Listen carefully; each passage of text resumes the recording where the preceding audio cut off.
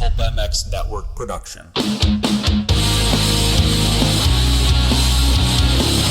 EVS Sports brings you a cheeky Brit and an American YouTube racing sensation weekly on the LVK More Than Moto podcast. Here's your hosts, Lewis Phillips and Kellen Brauer.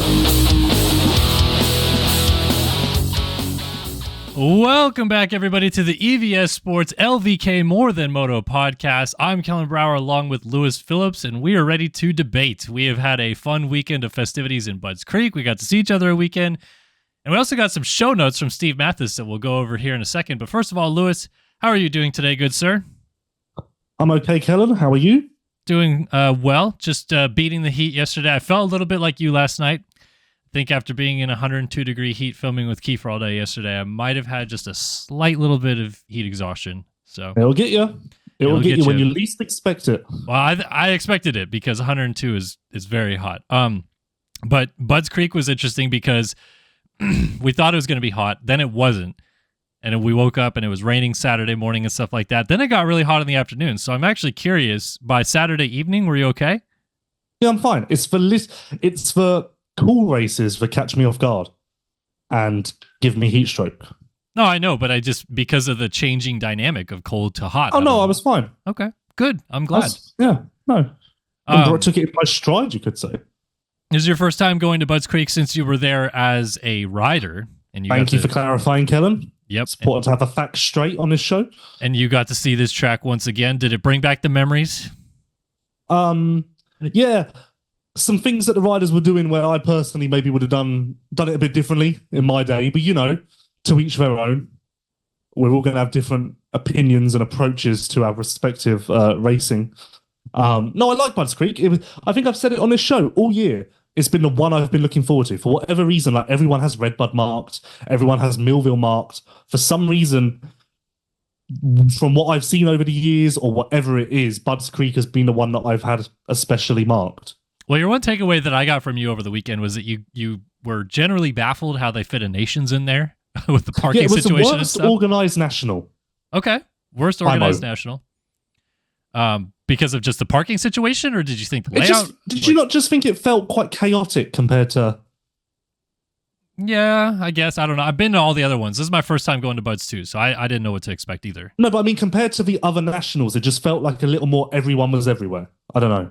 Yeah, the parking was definitely rough. Like, especially, as early as we get to the track in the morning, because we have to, we almost never expect to run into an issue like that. And we had to park pretty far away from everything. So we have made changes to this show. I would like us to have a rant. Do you reckon, Steve, we do have race tech. Can we do a race tech rant? Roll the race tech rant over? I mean, we can. Why not? I think it'd be gesture? Fun. I don't know. It's part of the show itself. It's you versus me, so we're always kind of supposed to be sort of ranting at each other, but we. I guess technically, yeah, my rant could be a topic, but it's just a very particular rant. Yeah, but you wouldn't really have a rebuttal for because it's just not really that important, Yeah. So we did get some advice from Steve. He told us a couple things about the show, and the main thing that we're going to do this week that's a little bit different is. It's actually something that Steve didn't suggest. But we're trying to change, be better employees. We normally prefab some content, more or less, because we sit down and we talk about what topics we're interested in actually debating with each other. We're going to do this show almost blind. I have topics, you have topics, and we're going to run with it and see raw reactions to what I have to say about things, and then vice versa. I will have raw reactions about things that you have to say as well. And I think that'll actually generate more debate, because before, we kind of knew what we were talking about. Sometimes we would pre-debate a little bit to see if the debate actually worked, which maybe hurt the show. And also, I would give you a topic, but then because you were hosting, you would put my topic to me, which kind of just removed you from the conversation because it was like I was having a conversation with myself in a weird way. Yeah. Whereas, now, not so much. Yeah. All right, so I think this is going to be a very fun show. We're actually going to still have the same kind of format where it's a 7-minute timer. We'll have 6 topics. We have 2 non-moto. We're going to sprinkle it all together, but hopefully you guys enjoy this one. Of course, what's up? You need to mention the new I'm Out feature. Oh, that's right. We did also come up with one extra little piece here because we're blind doing these pitches of a topic to each other during the show. We have the Shark Tank I'm Out. If you have one topic that you just simply are done talking about or don't want to talk about at all. We each have one that we can use throughout the show. We hope we don't have to use it. We hope we actually all like our topics, but we have it if it's available. Yep. Just a fun little element, because maybe you use your I'm out, like maybe your first topic I don't want to do, so I say I'm out. And then you pose your second topic, which actually is much worse, and I'm like, fuck, I used my I'm out. Honestly, with this, I might start throwing some real interesting topics just randomly in there so that you lose that. Like, yeah, you have, really make the structure of the topics like a little red herring. Yeah, like give you something that you're like, I don't really want to talk about that, but you don't know what's behind door number 2 and number 3, so you better hold on tight. Okay, I like this. This feels better. Okay. All right, let's get into this show. We're going to have some fun today. Of course, a big thank you to all of our sponsors that back it, and we couldn't do it without EVS Sports. Experience the pinnacle of knee protection and injury prevention with the EVS Web Eclipse knee brace. For over 39 years, EVS has relentlessly honed their engineering expertise, consistently delivering award-winning knee braces. This legacy of excellence is embedded in every facet of the new Web Eclipse, which represents the culmination of their tireless dedication to innovation and rider safety. Use code LVK30 to save 30% off today. And also thank you to a couple people that have told me they have been using the LVK30 code. That's very much appreciated when you guys jump in and do that, because it lets the sponsors know that you guys are also listening to us and reciprocating that back to the sponsor. And of course, thanks to Namura and Racetech for presenting the show, the leading provider of engine components for motocross, ATV, UTV, and personal watercraft for over 2 decades. Namura has been the preferred choice for premium and dependable engine components for more than 20 years. Apparently, I can't speak today. Whether you're restoring your vintage bike, rebuilding your four-wheeler, or upgrading your new 450 race motor, Namura has you covered. Our extensive line of casted forged pistons, connecting rods, gasket kits, engine valves, and soon cylinder kits that enhance your engine's performance. Keep an eye out for our new and innovative products in 2024 and beyond. Stay up to date by following us on Instagram at Namura_technologies.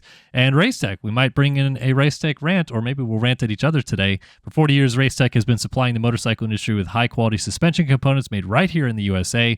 For modern and vintage, Racetech is your go-to source for suspension performance. All right, Lewis, we're going to split this in half. I'm going to come at you with my 3 topics, 2 moto, 1 non-moto to start the show, and then you'll have the second half to rebut your topics back to me. So here's my first topic, Lewis. Today, I'm actually nervous. Today it was announced that Eli Tomac is returning for 2025 with Monster Energy Yamaha Star Racing. And here's my topic about this. He also now says that this is probably going to be the last year. Like, it's finally public in his own words that he is looking or anticipating that this will be his final year of racing. And one thing that I feel that this has to it, which it's only ever really gone right, I feel like, one time before this, but I almost wouldn't say it was 100% the way he wanted it to be. I think now that he's announced that he's retired, I look at him less of a challenger, if that makes sense. Because if this is him going into, I got one last chance, one last opportunity, but also this is my swan song season, and Feld is going to make a huge deal about this, as is MX Sports, and is going to be paraded around and the fanfare and all that stuff like that. He doesn't get to just focus on racing and being Eli Tomac the racer. There's going to be so much more going on around with this. So my opinion of it is 2025 Eli Tomac could win a title, but I actually look at it as he's a little less likely to do so now that he's announced it. How do you feel? Okay, first of all, this is superb. Because you could potentially have hate for this, which is just superb. I could. Second of all, I think I interpreted the PR, which I'm now just trying to pull up, differently, because he said, where is it? I'm very pleased. I anticipate 2025 being my final full season. So I'm back to like, oh, okay. Like, he also anticipated that in 2022, 2023, 2024. Did he say it? I feel like he did. I don't think he did. I think that was all hearsay. Did he not hearsay. say in 2022 outdoors? Like we all thought he was doing Supercross only in 2023 and then leaving. So but I think that was hearsay. I think that was people that were maybe close to him starting to speculate that as a possibility, and then of course it gets leaked out to the media because we're always talking to these people, and so then it's a rumor mill that starts spreading rapidly. Okay, but on the opposite end of the spectrum, this also leaves the door open. And I believe this is why he said this. It perfectly leaves the door open for 2026 Supercross only. Okay. So you're saying that the verbiage of it might suggest that this is his last full season as a professional. Yes. Okay. Ultimately, this is his last outdoor season, or 2025 will be his last outdoor season. That's what I took it as, because, yeah, that to me just says I will do Supercross only in 2026 unless it all goes wrong for whatever reason. Which actually is interesting, because I was thinking about this earlier. I would like to interview Yamaha, and I don't know how you would do this without it coming across like a dick way, but I would be interested to learn more about the dynamic of, like, we've got this legend who's extending his career further than what we anticipated, which is great, but we kind of need to, like, look after the future of the sport a little bit. Like, we kind of need that seat to generate our next champion, which isn't that much a problem now. But in 2026, potentially, if Tomac wants to do Supercross only, presumably Hayden will be on a 450 then. And maybe with Hayden, Coop, and J Coop, they're like, yeah, we actually don't have room for you, Eli. So maybe that conundrum is coming. Maybe, but do you think maybe Star themselves is already starting to jump in front of this bullet by their newest signee and having a fourth bike on the track next year so that they can physically prepare for that possibility if and when it arises? Great point, but I believe or know that Craig is a 2-year deal. So he would be there in 2026. So then there might be 5 bikes under the 450 in 2026. So now you understand a conundrum that is starting to circulate within my mind. Back to your point, in its essence, I do agree with what you're saying, because ultimately, when you start to say those words out loud, maybe it indicates a psychological change or turn in the narrative internally. But then again, I come back to, I do feel like we've had this out of him before. So I don't necessarily feel like this is a turn. It's just chapter 4 of his story, which it really is chapter 4 of his story, because 2022, we were going over this. Yeah. In your honest opinion, though, because I was starting to leaning over the hill a little bit, and granted, I need to see him through all of SMX before I cross this bridge. I was starting to lean towards, I don't know that I would put him in my title favorites anymore for Supercross in 2026 or 2025 based on what happened this year. So then I'm adding fuel to the flame now with this announcement. That's what I'm saying. So in your opinion, did you already feel that way as well? Like, we're rolling into 2025 and we can't say that Tomac is a favorite. Once again, superb, Kellen, from you there, because I really just feel myself moving off of the hit list and you taking my place, which is great.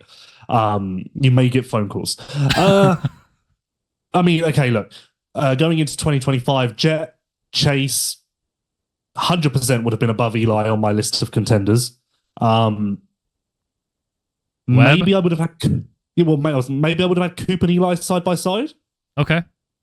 Is there anyone I'm missing?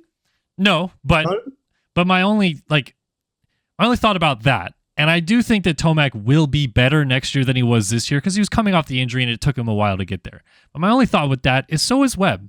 Webb's going to be better on that bike next year as well, because he's had a whole year developing on it, and he was already winning races and challenging for that championship. He was tied for the points lead with 3 to 4 rounds to go in that series, which Eli Tomac was not.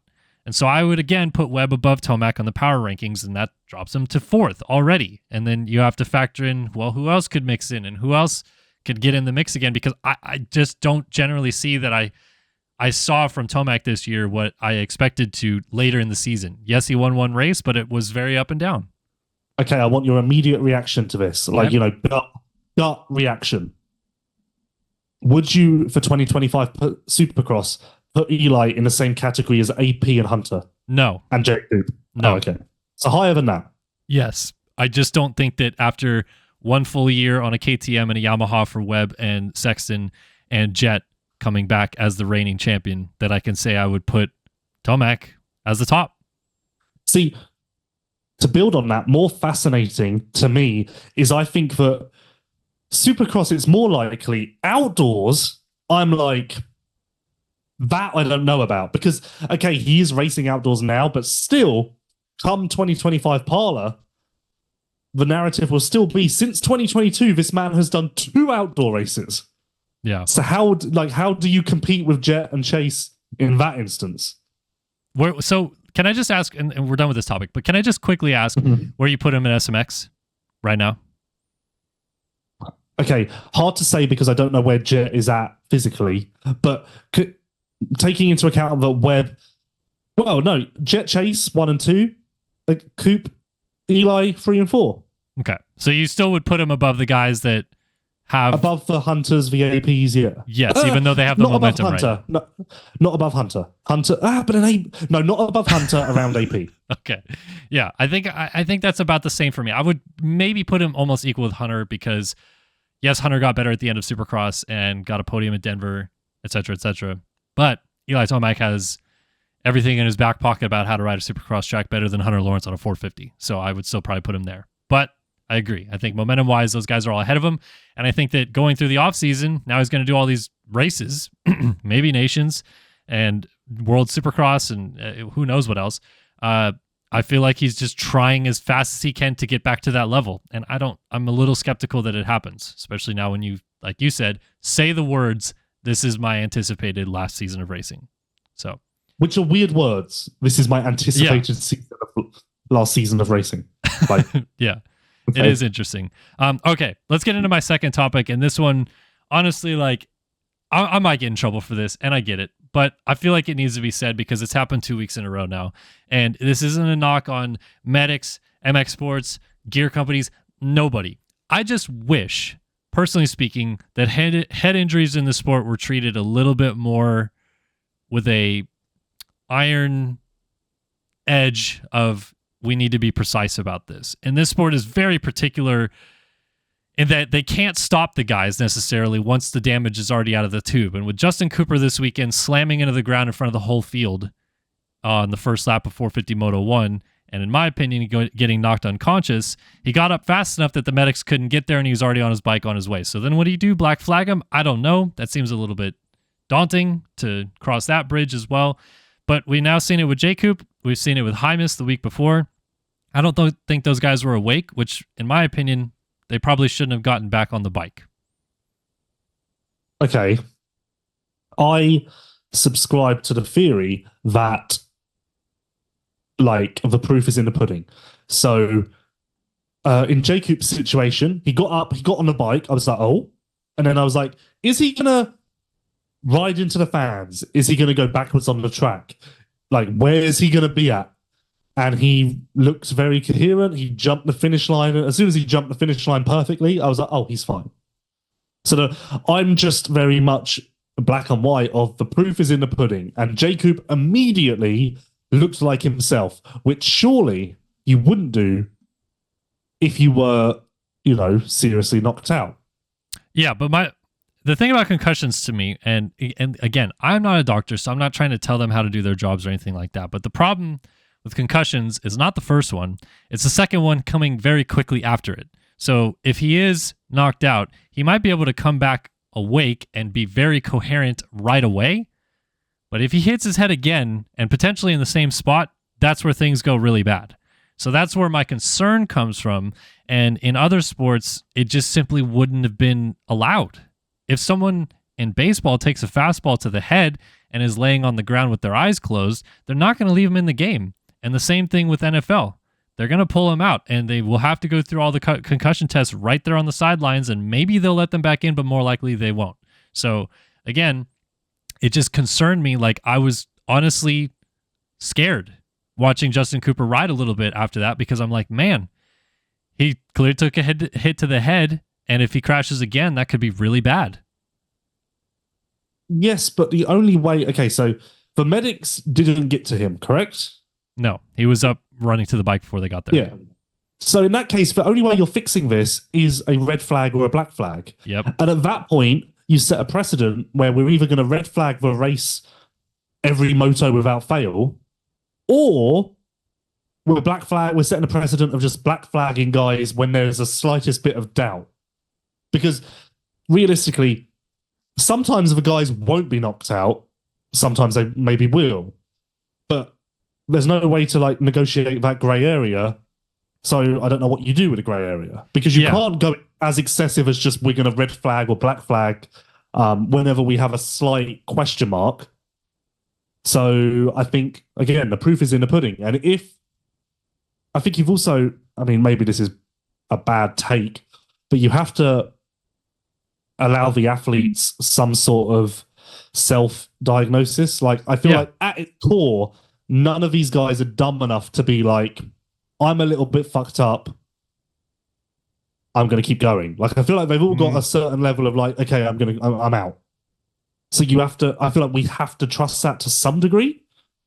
Yes, we do. And that's why I say I don't put this on the medics necessarily, especially with the J-Coop thing, because they didn't even get there. He was on the bike and gone before they could even do anything about it. But the Hymas one, they were there. And I was very surprised to see Hymas back on the bike. But again, like you said, we have to give the riders the ability to try if they can. I just don't like in that situation where both times when the rider went down, I asked people who I thought would know if that was them being knocked out. And the people that I asked all said, yes, that should have been, like, they were knocked out. Because... But what sort of people? Like riders. Because if you're a rider and you're Chance Hymas and the bike pile drives you into the ground and you're getting second-degree burns and you're limp, not moving, not trying to scramble out from underneath the bike to not get second-degree burns, you're either very tolerant to pain or asleep. And if you're Justin Cooper and you crash in front of the entire field on the first lap of the race and don't move, you're either ballsy as hell for not trying to get out of the way and just hoping they all miss you, or you're asleep. So that's where I'm a little bit like, we're seeing it. Like, we can actually see them not moving in front of us. And while the hardcore fans might be like, that's awesome, man, they got up and they charged through, that was great. The other side of it, the sports fan that I am, I see all these other sports and we're just going through the rigmarole, especially in the NFL, of people dealing with very traumatic head injuries. And I just don't want that to happen to this sport. But okay, I know very little about the NFL, but every time there is some sort of incident, it stops. So there it is, very black and white, correct? Yeah. So every incident you can go in and judge it incident by incident. In our case, the only way we're doing that is if we're throwing excessive red flags, which we can't do realistically, because then that essentially the sport is rendered moot because we're not racing. So I don't know what the solution is. I really don't. Well, my solution, other than we've just got to all accept that this is a very risky sport, and some of it is on the athlete of like, okay, you read your own situation and you determine where you're at a little bit. My solution, though, and this is just my preference, I would have liked to not see Chance be back on the bike at Unadilla. That's just my preference. The Justin Cooper thing, the medics can't do anything about that, but the medics were there with Chance.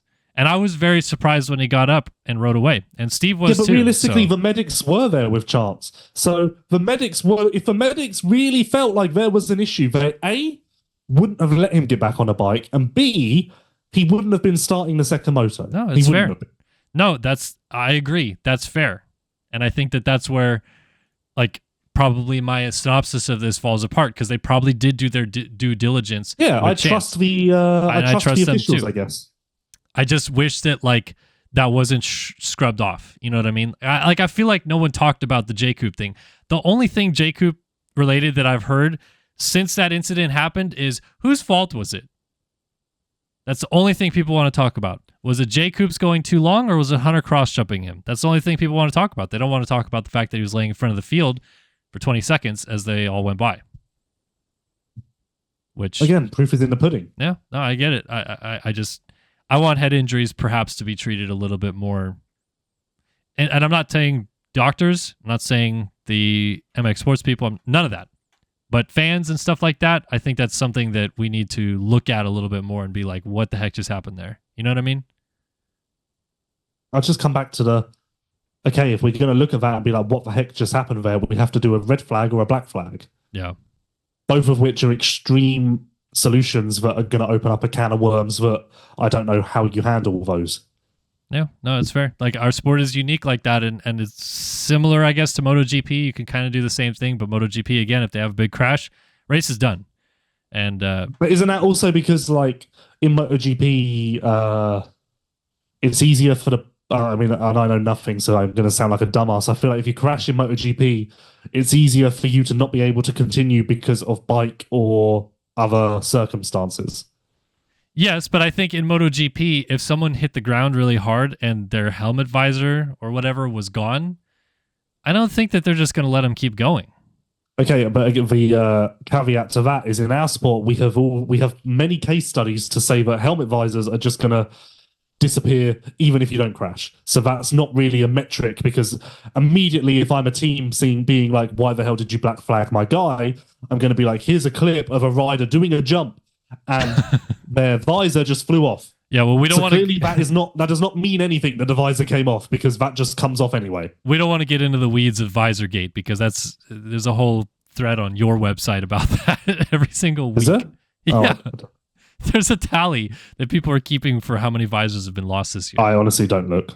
I don't know how that turned into a thing. Like, I guess it's because of the magnetic visor clips that people are. Yeah, it started with Geyser, didn't it? I guess, yeah. No visor Because geyser. everyone started calling it, no visor Geyser. Yep. But you guys call it a peak. So what was that? Yeah, like, I call it a peak. I only called it a visor to go along with you, but I don't like that. Sounds weird. So when people started saying no visor geyser, you were like, what are people talking about? Well, you can also call it no, because I know what both means. Okay. But if you were having a casual conversation with me, I would immediately say peak. Okay.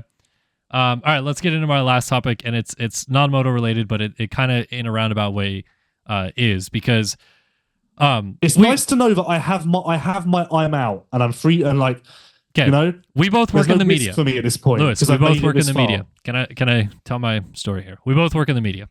We both work in sports media, specifically. I'm out. I'm joking. Specifically, motorsports media. That would be funny if I stopped you before you even got a chance to say it. Go on. I notice of late that there are more media companies taking what I would consider to be a loose approach to media in terms of like, there's not necessarily like a professional vision behind it, but it seems to be receptive with fans, you know, like they try to like, and the ones that I can point to is that, like even Major League Baseball and like all these other accounts that I follow and stuff like that are doing memes.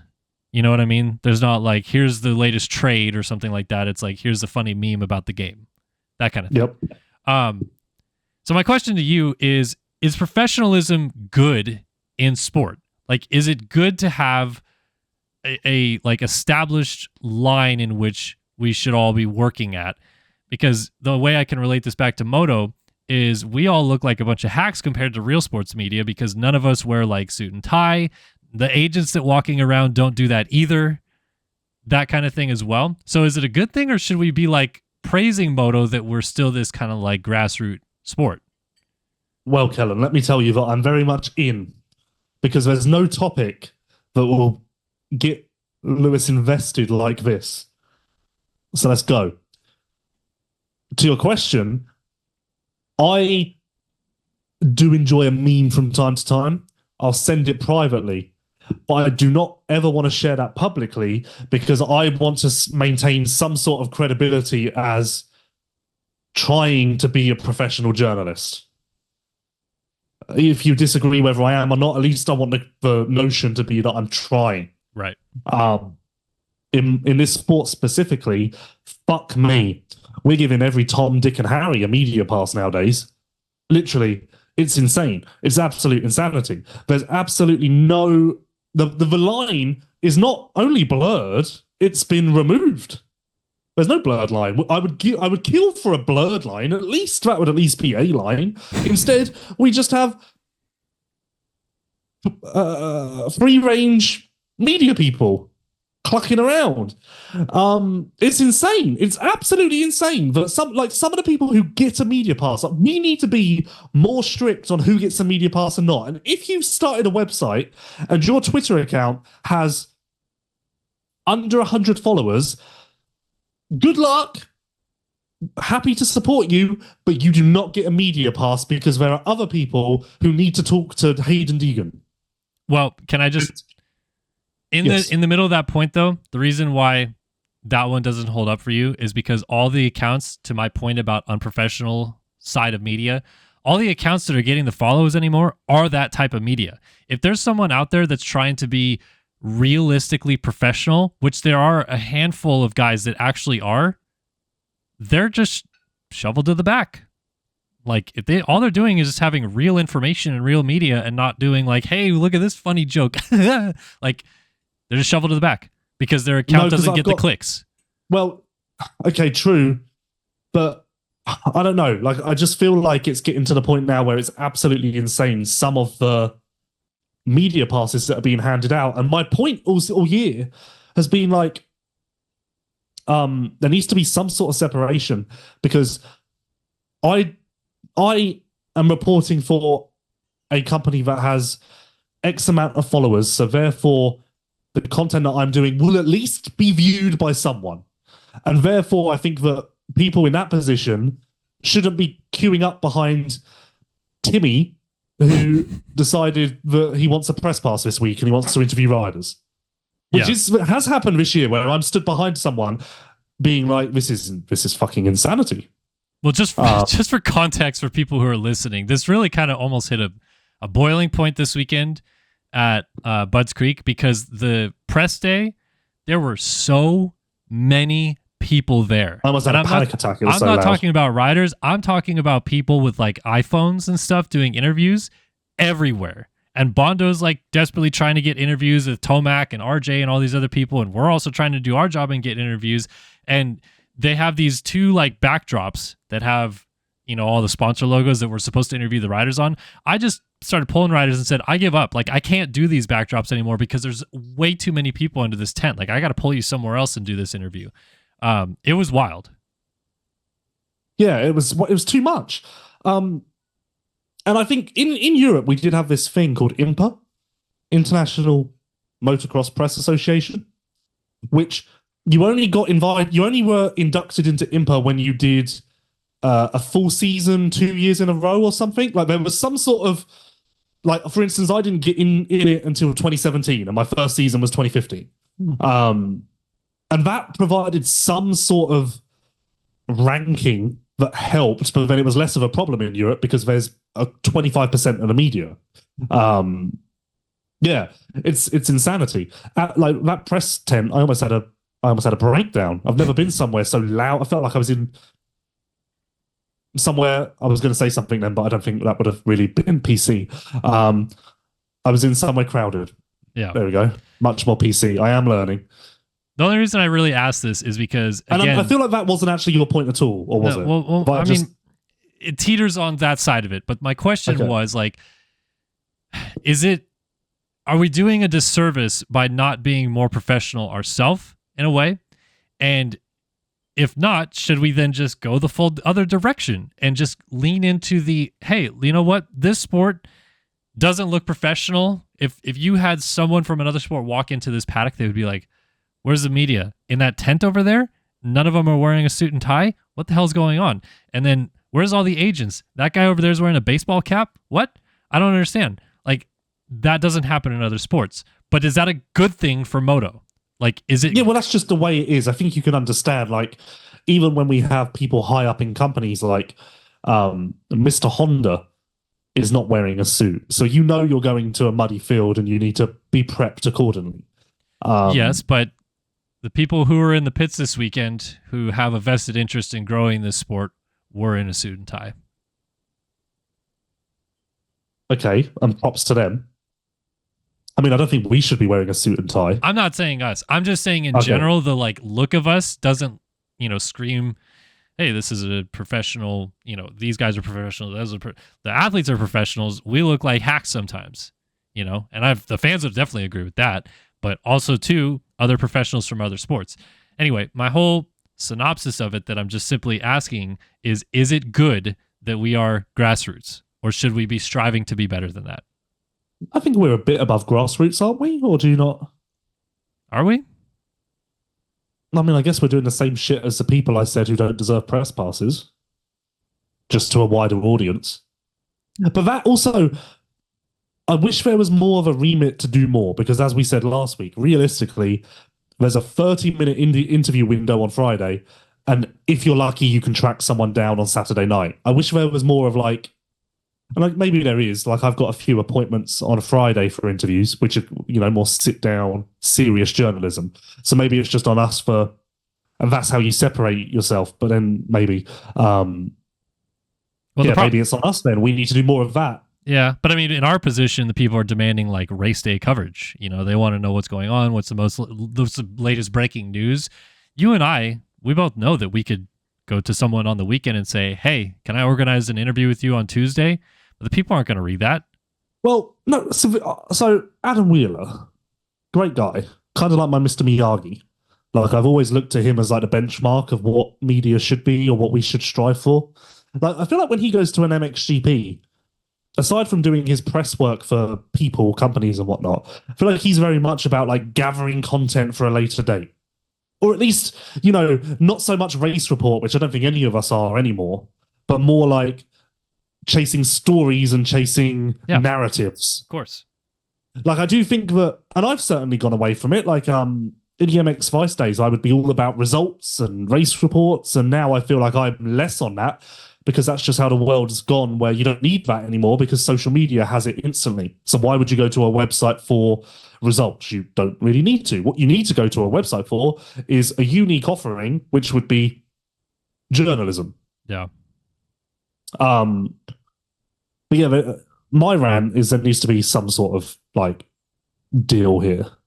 A line in which people, you make it to that line, then you can start interviewing the athletes on a regular basis kind of thing. Well, just like, let's just cut some of the riffraff. Like, hey, you're allowed a press pass because we want to give you a shot. But sorry, at this point in time, you're not big enough to talk to Chase Sexton. Yeah, I just don't feel that that's a fair thing to say. No, but realistically, if I went to an F1 race, I could probably get a media pass. If I, it would be hard, but I think that it's at least reasonable to think that I could get a media pass. 100%, I wouldn't be able to interview an athlete. Could the answer to this though simply be, and maybe we should have just said this from the start, why don't we just put the guys on the starting line like they do for Supercross? Sorry, it's a little bit hot. You might have to sit there for a half hour in the heat with an umbrella. Because I don't think that's not good either. Because why? When we do that in Supercross, I've had a rider tell me this. Well, I've had Max Anstey tell me this on press day in Supercross, because they're on the track with a bike in gear. All he's thinking of is double, triple, quad, inside, outside. Like he's in racing mode. He's not in, let's chat mode. Yeah. Well, then maybe another answer to it is, instead of having them come to this scrum area, there's supposed to be some sort of designated area at the teams that we go to, no? Just cut the riffraff. No, because just cut the riffraff. So you think there's too many people? Too many people, and too many people like who are like, I need to talk to Hayden Deegan. No, you don't. Okay. So I don't know that you ever actually answered my original question, though. Is it good or bad? That means... No, is it good or bad that we have this not necessarily full level professional look about the entire sport and industry? No. Wait. Repeat your question. Is it good or bad? Yes or no? It's not a yes or no. Good or bad? No, it's neither. It's fine. It's fine. Because we have the ability to control the perception. Because for instance, I'm really trying to write more now. Yeah. Purely because it's a perception thing. Because the riffraff can't do that. There is one guy, there's people trying, but they can't do that. Like, that's all. I've had that conversation with a few people lately. Realistically, you can pick up a camera and get some reasonable. You can get to a point where you're reasonable. I feel like writing has become the thing that, I mean, fucking anyone could start a podcast. Look at us. But I think writing is still where there's a bit of the cream rises to the crop. Yeah, sure. I agree, because there's not many people that even do that at all. No, because it's not something that you can just kind of fake. I mean, maybe it is now a chat with GPT, but well, people can fake photos with OpenAI, so I think that's more of like the perception, where the perception can change. Yeah, I agree. We went a little bit long on this topic, so we'll just roll it on. Of course we did. It's a media topic. We love those. Oh, yeah, it's like our bread and butter. Bread and butter is Am I a Dick and media topics. You want to talk about PRs, we'll Kellen, get there. As we head into my section of the show, and I have prepared my notepad here, I'd just like to congratulate you that I didn't have to use my I'm out at all. Because honestly, Kellen, let's not forget that you are the great mind that brought us Would You Rather Be Hot or Cold. I kind of expected the worst. I almost brought it back this week just for you. Just to see if you... That's the I'm out rule. In the back of my mind, that was a hot or cold rule. Well, guess what? Next week, I'm baiting you with it, so you better be ready for it. All right. No, next week it'll be, would you rather be warm or lukewarm? Let's get into the second half of our show. Lewis is going to bring us into it, but before we do that, of course, a big thank you to EVS Sports.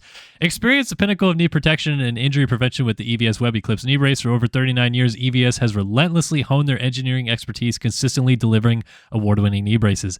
This legacy of excellence is embedded in every facet of the new Web Eclipse, which represents the culmination of their tireless dedication to innovation and rider safety. Use code LVK30 to save 30% off today. And also, I finally got to load my EVS knee braces into a gear bag. I didn't get to ride yesterday, but they are finally in a gear bag, which they hadn't been for a little bit. So, were you expecting to ride?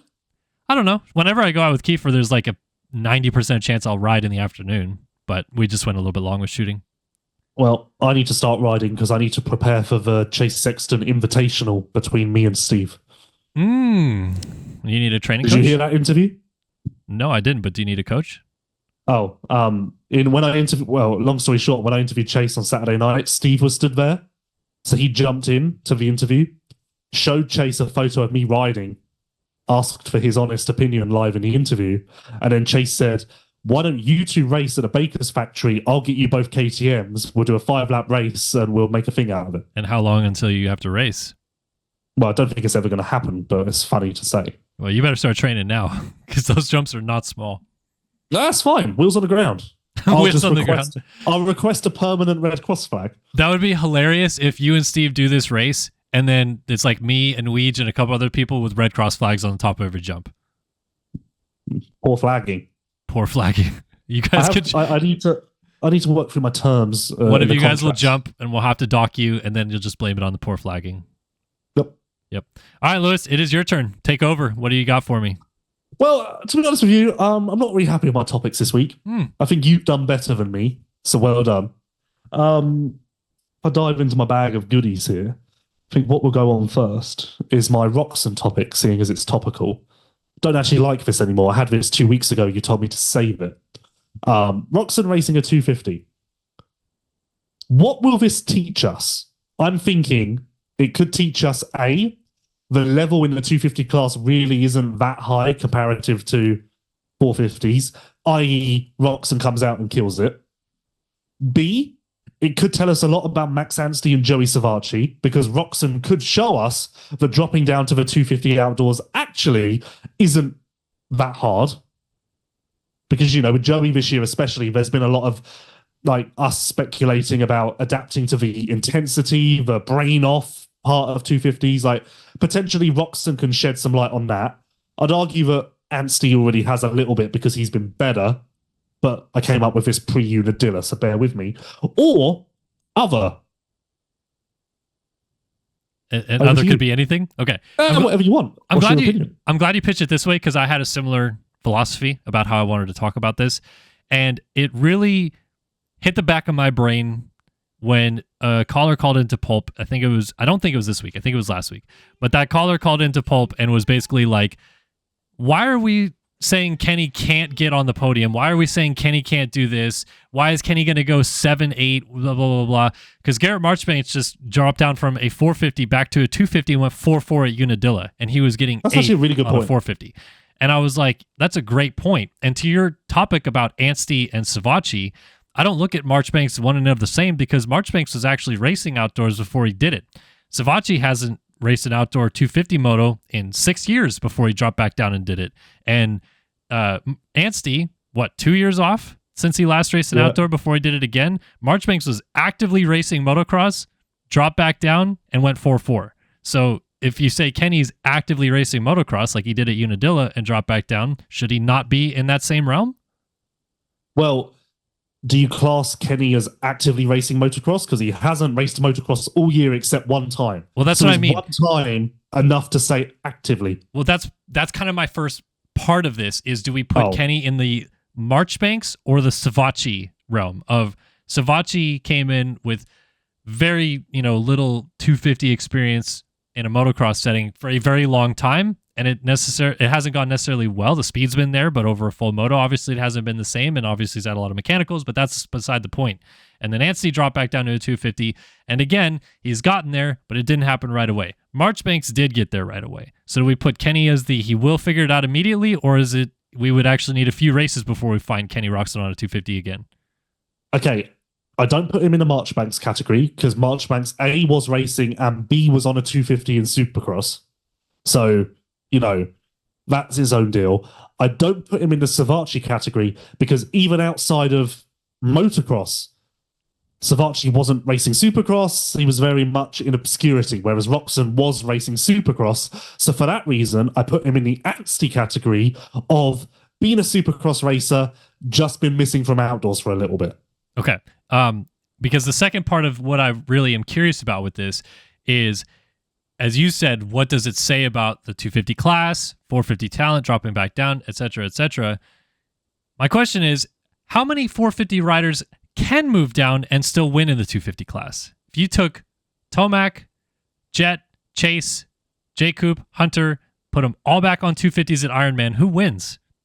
Okay, well, first of all, you're really gate crashing my topic here. Okay, answer my question and then go back to your stuff. Oh, I don't know. I don't know. That's too hypothetical. I'm just asking. I don't know what. I don't know. Chase, maybe? That's it? Because I'm thinking he's more finessey. Well, also he's the best rider in the series right now, so that helps. But I'm thinking Tomac's too bulldog to jump on a 250 and adapt quickly, whereas maybe Chase's would work a bit better. I don't know. Okay, fair enough. Actually, no, because Tomac being bulldoggy should actually help on a 250, or maybe not. But then maybe not. And then Jacob and Hunter fresh off of them? Using the 450 power so much. Well, Jet's out, so I don't really count Jet. Yeah, but I'm saying Jacob and Hunter fresh off of 250 last year should still have the same performance, no? The results would be the same as the 450s because ultimately it's the same skill level. But the Deegan wouldn't beat any of them if he moved back down? Oh, I thought we were just doing a race against... I'm saying one of those guys can move back down and actually win the 250 class. I don't know. That's too hypothetical. Okay, sorry. But to what you said, if Roczen does really well, we're going to discredit the 250 class, I feel. If Roczen sucks, instead of giving the 250 class props, I think we'll just say he's on a Suzuki 250. He hasn't raced outdoors in a while. He hasn't raced a 250 in 10 years, etc., etc. I don't think there's a way where we give credit to the 250 class as an outcome to this. Really? I think that there's a lot of ways that people will do that, though. Especially, I feel like it's fairly black and white. It's either one of the options I just said, no? Well, I think I genuinely feel that even if Roczen goes 2-2, but loses to Deegan or something like that, of course people are going to say, "Oh, the 250 class is underrated." Like he has to win and go 1-1 for it to not look that way. I think because everyone looks at Kenny Roczen as like top. I don't know, put a number on it, rider in the world, so he should be able to move back down to the small bike class and win. No, but we just saw him get 7th at Unadilla, so we know he's not there. I know, but if you say he's top 7 in the world, should that not also mean that he can move back down to that class and compete? Yeah, but it depends. What do you mean by compete? Like at the front. Compete at the front. Like if you put let's say you put Sewer, I'll just throw a name out. Sewer back in the MX2 class on a good factory bike. Can he beat Kaida Wolf, Lucas Kunin, all that? You know what I mean? Like he is a top 5 MXGP rider in the world right now. So yeah, that would be interesting. So do we classify the MX2 class as they can be top 3 MXGP riders in the world because they could beat him? You know what I mean? Yeah, I just think that because of the fact that Roczen hasn't raced outdoors or 250s in so long, there's an automatic out where we don't say, instead of saying, wow, look how good the 250 class is, we just say, Roczen hasn't raced. Yeah, okay. I mean, so you're saying if he was going in healthy and raced all of outdoors, then it should be a no-brainer he would run 1-2 kind of thing. Yes, and if he doesn't, then it's more like, what does this mean? Exactly. What does this mean for 250s? Yeah. Whereas here, if he gets 4th I could sit here and say he got fourth and he's not raced a 250 in 10 years. He was underprepared and he's just done that. That's not a good look for the 250 class. If he gets 11th, instead of saying, wow, what a credit to the 250 class, aren't they fast?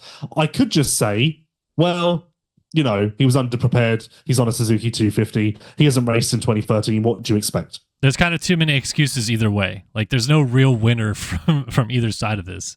Well, I just don't think the 250 class can be the winner. Yeah, yes. No, okay. How about, could the 250... Okay, so actually you disagreed with me and I just turned you to agreeing with me. So that's a big you did. But what about if Kenny leads and is in the lead and maybe he's even got a little Roczen's a winner. bit, We're like, hey, well done, Kenny. Listen You're to amazing. me. Leads, is in the lead for a little bit, and then 10 minutes in starts getting reeled in. Then you say, well... Fitness hasn't been racing. Yeah, you can see that he's clearly just that much better. Yep. And if he was active and everything, he would be fine. Anyway, done with this? Yep, continue. I don't have the timer, so if I'm going to be doing my topics, I probably need to be able to see You the were like timer. almost dead on 7 minutes right there. So That is the feeling that I have for this podcast. You know, like it's just in my bones. I can just sense it. Yep. Okay, so I don't know if we've done this before, so feel free to tell me. I feel like we've alluded to it before. It's never been a topic. I feel like actually now that I'm about to say it, I feel like it has been. Hit me. I am open to the idea of only giving points to the top 12.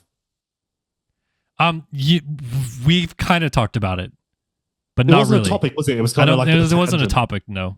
Okay, explain. Are you going to I'm out or are we moving on? Explain. I want to hear it. Okay. I think that across the world, MXGP and America, no one's really putting emphasis on the points threshold. No one's like, who got a point this week? Who got a point this week? We're kind of just like, whatever. If you change it to the top 12, then when a guy like Hulas gets his first point, it would be more of a big deal on review shows and articles because it would be like, wow, this guy was so close, so close, so close. He got that point. If Chase crashes in turn 1, it's harder for him to get in the points, which adds to the element of, will he even get to the points? Will he even do that?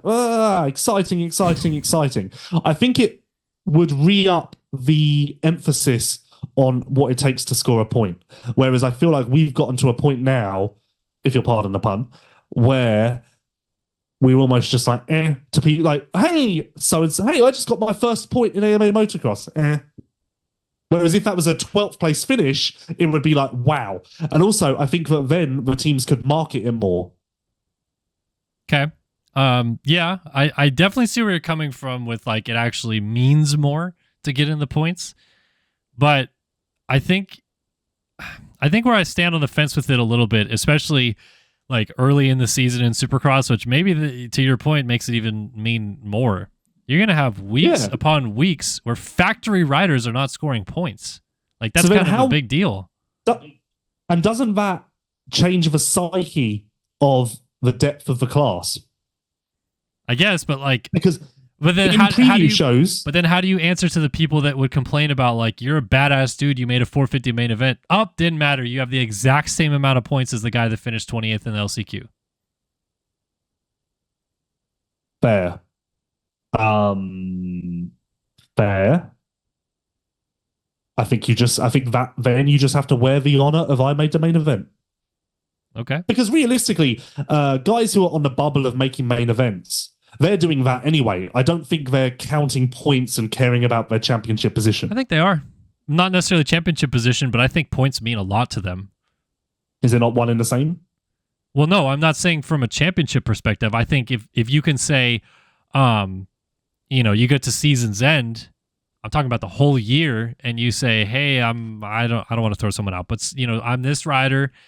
I have blank amount of top 15s and I scored 125 points this year. That looks a lot better to a prospective team than I have blank top 15s and I scored 12 points this year. Well, well, first of all, I don't think the 12 points over a year really makes someone go, you're a badass. But it would require a bit of an educational change for people to to not put the emphasis on the points. It would take a psychological turn a little bit for us all to get on board with the new system and what what means what kind of thing. But yeah, I like the idea of like Dean. Okay, so Dean Wilson, he was 12th, 13th, 14th, 15th a lot early in Supercross. I feel like then we have a lot more reason to talk about Firepower Honda. Basically, when Dean was 12th, 13th, 14th, 15th, no one really spoke about him because he was just there, just there, middling about in those positions.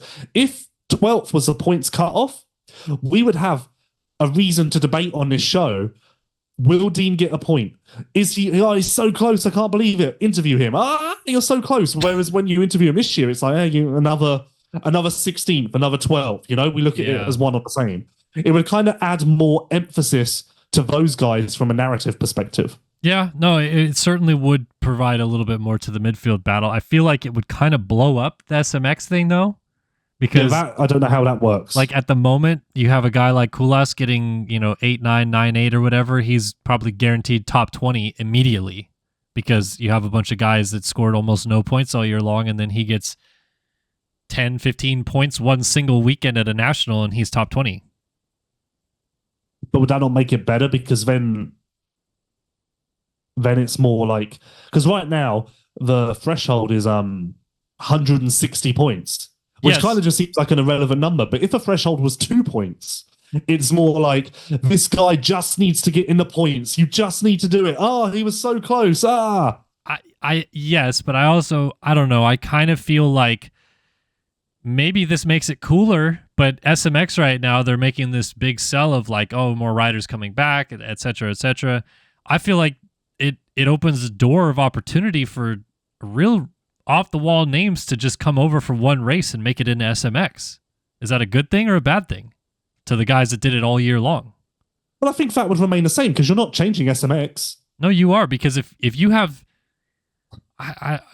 Geyser, if you have Geyser come over and go 2-2 at a national, he's immediately in the top 20 in points.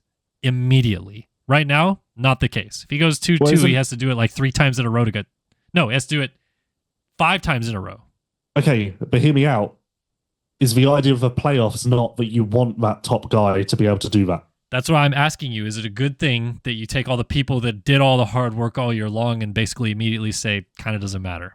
Or is it better for an overall points series standpoint to have that be a possibility? It's better for that second part, but not better for the heritage of the sport. Okay. The ethos that the sport is built upon. I am one that's traditional, and so I don't know that I would like this change because as much as I love F1 and that prospectus, as you mentioned, of getting inside the points in F1 matters to these teams, I think it kills the privateers to have that because you would just have too many guys that are like, why am I killing myself for 18th every week? There's not much purse money available that I can really gain from that, and I'm making no headway in trying to get into SMX to make more money. I would really... Okay, but you're using Geyser as an example, which actually hasn't happened. So he did come over for Monster Cup, so he has been over here to do just random things like that before. Okay, but that wasn't Super Motocross. That wasn't even in season. So in my mind, yes, you're posing a hypothetical issue, but in my mind, it would actually be no different to the present day. Just the points totals in SMX would be a lot lower towards the back end, which again, I quite like because I think it's easier to read. It's easier to like read and pay attention to the seeded, non-seeded situation. Okay. I don't know. I kind of think it would be a little different. I mean, it would never happen, would it? I'm just playing a game. But I think you would, yes, you would probably with that move incentivize, hey, I don't know, who's been hurt most of the year? Fevra, you've been hurt a little bit this year. Why don't you just say, okay, I can do a couple GPs. I'm going to take one GP weekend off and come over here and go 2-2 at Budds Creek, and then I'm in SMX. Okay, but realistically, take a poll of management in the sport, fans, everyone. They would love it. 90, and say to them, you could have Fevra in SMX or ex-privateer. 95% of them are going to go, yeah, Fevra. Well, you would probably also solve the issue that a lot of people have with track wear because you'd have a lot less privateers on the track. Just a fun. I feel like you're posing potential issues, which actually sound like great results of this. I know. I'm just proving your point for you. I mean, it is an interesting topic, and I do think that you probably steered me into a realm where I think it would actually be kind of cool. I just like the fact of like it would give I think the main thing I thought of that this would fix is that I don't like the fact that from 10th to 20th we don't put much emphasis on what's going on there, and this would fix that. Yeah. Fantasy kind of did that and now kind of doesn't. I don't know. Like haven't been paying much attention to that this year. No, I think that's not exactly in the strongest position. Yeah. So I'm not talking about fantasy. I'm talking about the fact that it used to make me care more about those guys, and I'm kind of like over the hill with it now. Yeah. Anyway. All right. One more topic to go. Lewis, what do you got from your non-moto? So the first time doing this format, both topics that I've done, you've disagreed with me to start with, and I've turned you around. Yeah, you're a good debater. Does that mean I've won this episode? Well, you already told me before you already told me before you even started your topics that mine were better. So we could just go back 20 minutes ago where you said it was better. You win topics of the week, but I win debater of the week. Everyone's a winner. Yeah. We all get points. So I have to do a non-moto now? You don't have to if you have another compelling moto one you want to talk about. I've got 2 non-motos in front of me and 2 motos.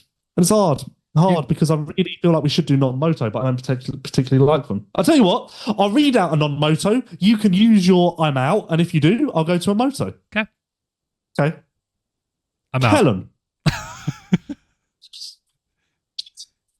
Using my joke against me.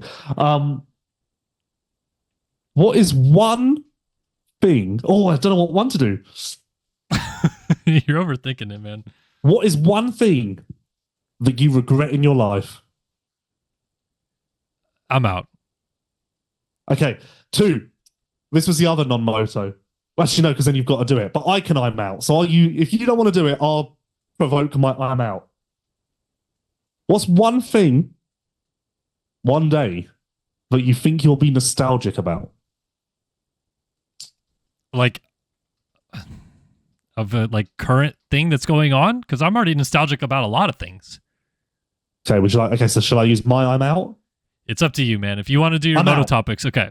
Well, to be honest, I was thinking of that more from a moto topic of in 30 years, I will be thinking that Jeffrey Hurlings guy. Oh, okay. You meant from that. Okay. Yeah. I mean, save that one. I think that'll be good to do. I thought you meant from my life. Wait, did you say save that one or save that one? Save it.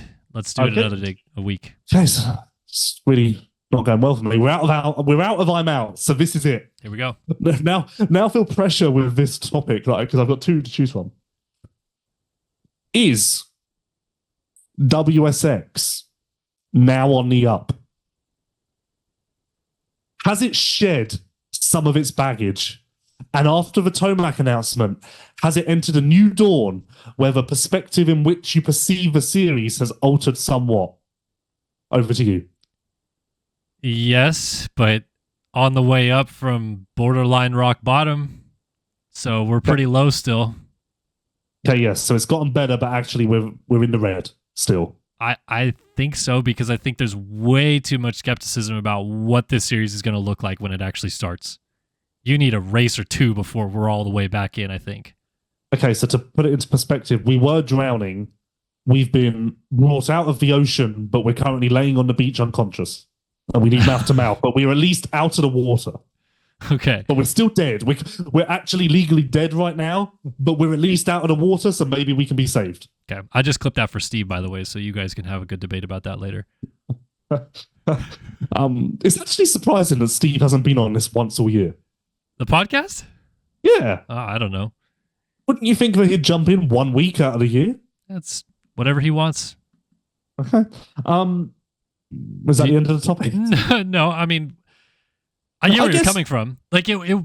This is a big step forward, getting Eli in the series, because it totally generates the Eli versus Kenny narrative, which is awesome. Yep. However, why do I feel like they're not pushing it at all? Well, I mean, it's been a week since they announced it. So, it's been a week since they announced it, and Mitchell Oldenburg is in Perth. Fair. What's going on? The CEO the promotional event that they did in Vancouver looks quite good, professionally done, whatnot. The thing is, technically, WSX has two loads of baggage, because let's not forget, perhaps the biggest mistake that WSX made in all of this is the inaugural season. They had the previous AMA Supercross standings because claiming that was their previous World Supercross Championship season. Remember that? Yep. Like on the website, it said last year's season, first Cooper Webb, and we were all like, we know that's not your series. So that actually was fundamentally its biggest issue, because that was like a direct attack. Yeah, but that was screw the words. That was a indication of like, we give zero fucks. We know this is wrong, and we don't give a fuck. So that's baggage number one. Okay. Then you've got baggage number two of the previous season, the Abu Dhabi fiasco, the Lewis Phillips interviews fiasco. So it's got to shed two loads of baggage, which is going to take some time. But I do feel slightly encouraged-ish. But this could be okay. Yeah. I mean, like I said, we're walking upstairs now. We fell from our ivory tower to the ground floor, and we've made it back up to level 1 of 25, if you want to say that. It's lying on the beach, legally dead. The paramedics going, should we try and save it? And I'm going, you know what? I think you should. Let's give it a chance. I'm not going, no, it's dead. Leave it. There's a DNR.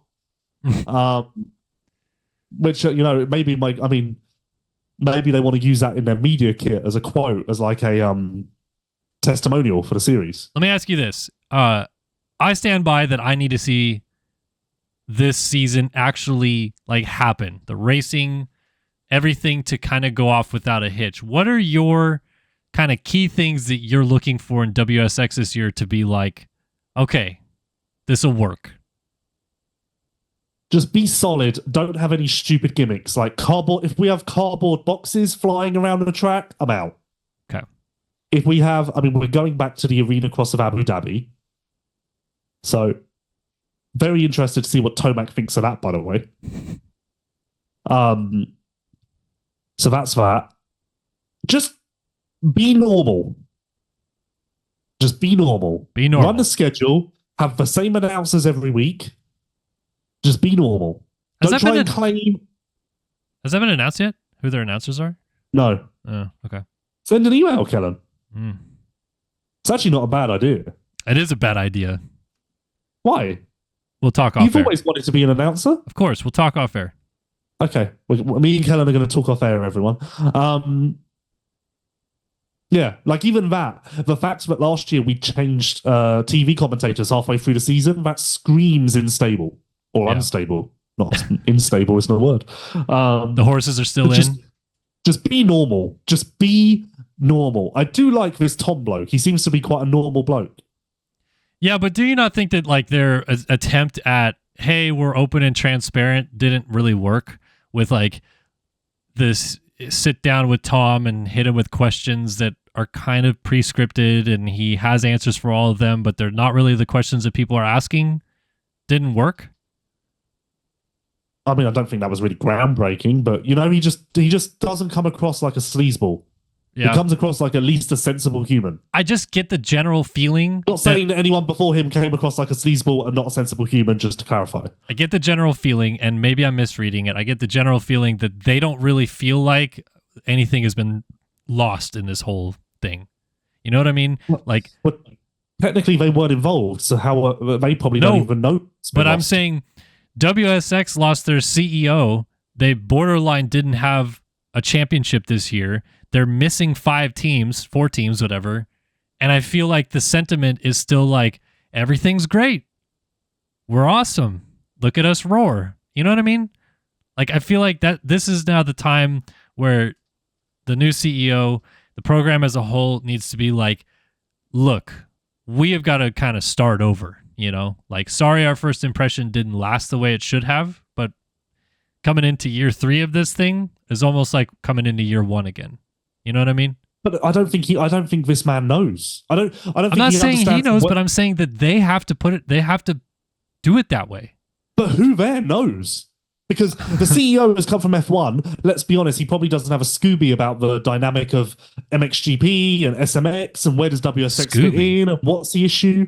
Huh? Scooby? That's what you say in England. Oh, okay. Don't have a Scooby. Like I don't have a Scooby-Doo? Scooby. What's going on? I don't know. It's a general saying. I don't have a Scooby. What's going on? Maybe it is Scooby-Doo. I don't know. So there's that. I don't think they know from that perspective. And then, so that's the CEO from Formula One. The investors have come from football, soccer. So they don't know where it all fits in. They're also probably like, they're like, we should explain this. I don't know how to explain this because I don't really have a grasp on the fundamentals of what went wrong previously. Is that not a bad thing? They're like, huh? Isn't that not a bad thing, though? The fact that they don't know. The fact that they don't have market research done already on what fans think of their series. Well, we know the market research they did before. I don't think that was really successful, to be honest. I'm just saying. This is something that like a professional organization would do. Just to go back to the previous craziness of WSX, I got sent their confidential market research brochure. Okay. Oh, my. Well, you just said that you got it sent to you, so I don't know that that's in confidence anymore, no? Well, no, the thing was marked confidential. Do not send it to anyone else, and someone sent it to me. Oh, so I see. I thought you meant that they sent it to you and you just outed yourself as, I got a confidential document. Everybody in the world, hello, look at me. No, they were sending it to sponsors and stuff, and I got my dirty mitts on it. Ah, jeez, Lewis. It said, this would be pre-2022. I distinctly remember it said that they were going to do a women's World Supercross Championship by 2025. That's still possible. That stands out because I remember just thinking, like, that's a bold move when we're still trying to figure out the men's portion. Yeah. Anyway, what's the time? You went a little over, but you're good. You're good. I agree with you. I think that we're trending upwards. That's the response I give you. Quite positive, buddy. Tell Steve how positive I was. Yes, I'll let him know that his series is safe in your hands. I'll tell you what, Kellen. WMX. I don't know what to say. I meant WSX. You don't even know what series it is, but it is safe in your hands. I don't even know what's going on. There's a W involved and an X. Anyway, and we're moving on. No, I thought this was fun today. I thought this was really cool to be kind of blindsided by your topics because I feel like we had raw emotion to it. No? Yeah, I think this works. Yeah, maybe. Provide feedback, people. Hit us up on Twitter and let us know. It's like you said, like the fact that I managed to turn your opinion of a debate proves it is better because before, like I say, we would almost pre-debate just to see if it would work. So there was no surprises. So there was no way of turning opinions because you knew exactly what was being thrown. Like sometimes I would almost change my opinion before we'd started purely because of the context of our conversation. Yeah. Yeah. No, I agree that it presents itself better as well. I think people will enjoy that kind of banter with it and that it flows maybe a little bit better and it's not so hard topics and just drawn out sentiments.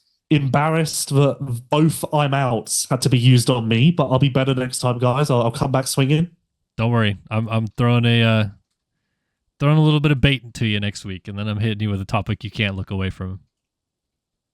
You should set me up with like, why is Chase Sexton the worst person on earth? But you would not be out on that. You would debate me on that. Yeah, okay, yeah, I guess. So, I don't know. A little bit of tongue-in-cheek there. Anyway, appreciate everyone. We need to clarify. I don't know. I don't know how to explain tongue-in-cheek. I just said it. People know what that means. But people don't get it. Okay. Calm down, Lewis. Grab your notebook and head on out. All right. Big thanks to everyone for tuning in, and thanks to EVS Sports, Namura, and Racek for backing the show. We'll be back after Ironman to recap a championship weekend in the 450 class and preview a little bit of SMX, maybe Nations talk. I don't know. Lewis and I are going to come up with topics behind the scenes and figure this one out. But not talk to each other about not said talk topics. to each other. Nope. Well, we won't this weekend anyway because I'm not going, but you will be. So anyway, thanks everybody for tuning in, and we'll see you next week.